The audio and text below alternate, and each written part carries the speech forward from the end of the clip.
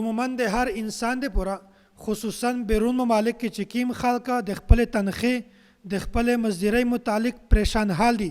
د یغه د پر یو مؤثر عمل دی چې کیم یو سړی پابندي سره د درې چارې وکړو الله تعالی د دغه انسان هر مشکل حل کوي الله تعالی دغه انسان ته باندې لاره کولاوي الله تعالی دته د قرضې د وصولي اسباب مهیا کوي اوله خبره دادو چې دا انسان د الله تعالی سره تعلق مضبوط کو الله تعالی داسې قادر مطلق ذات دی چې کله الله تعالی د انسان نه خوشحال وي بیا الله تعالی د دغه انسان هر قسمه امداد کو الله تعالی د دغه انسان هر قسمه پریشانی ختم کوي الله تعالی د دغه انسان هر قسمه باندې لري کولاوي بیا دا په دنیا کې خوشحال وي په آخرت کې هم خوشحال وي او دومره خبره دادو چې کیمیو سړی کیما چار کو دغه چار دا په دا کې د خیانت نه کو دغه چار د په جایزه طریقه سره کو بیا په دغه وخت کې چې کله دا چار په جایزه طریقه سره وي په اخلاص سره وي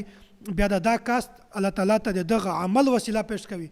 دغه چار وسیله دا پیش کوي الله تعالی ته چې یا الله مو خدا چار کړی دو په جایزه طریقه سره مې کړی دو په دا کې مو فرار نه کړی درویغ باندې دی ویلي څه غلطه چار مې دو کړی یا الله دغه سلام ته په دنیا کې نه ملويږي بیا الله تعالی داسې د یو سړی په زړه کې داسې رحم وروچوي چې هغه تو خپل د تو چې ما قرضه دو هغه واپس کو او کچیرته ته په عمل کې اخلاص نه وي بلکې درویغ دی ویلی وي یا د خیانت کړی وي یا د دوکا کړی وي یا د غلا کړی وي یا د بل داس غلط چار کوي چې هغه د مزاج شریعت خلاف وي بیا په دغه وخت کې د الله تعالی امداد کله نه وي او درم عمل دا دی چې کله تاسو حاکم ته یا کفیل ته یا د کمپنۍ مالک ته یا بل داس کاسته چې په یغ باندې د تاسو قرضه وي تاسو کله یغ ته د قرضې د مطالبه د پوره ورسي بیا په انا مخ کې تاسو یو سورته رحمان وایي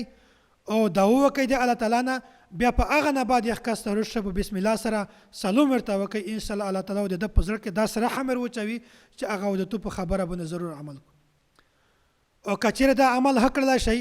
چې تاسو په ورتاګ نه مخ کې بلکې معمول جوړ کړي چې کیمیو سره یو سل 52 سوره 152 وره دا سوره علم نشرح دا وایي او بیا دوه رکعاته صلات الحاجت وکړو او د الله تعالی نه وغوړي بیا الله تعالی د دغه انسان هر قسم مشکلات ختم کوي نو په چار دو چې داسې مشکلات کې داسې پریشانۍ کې په داسې حالات کې مشتوس د الله تعالی نه وغوړي مشتوس الله تعالی طرف ته متوجه شي بیا د مشتوس هر قسم مشکلات هر قسم مصائب دغه اوسنوي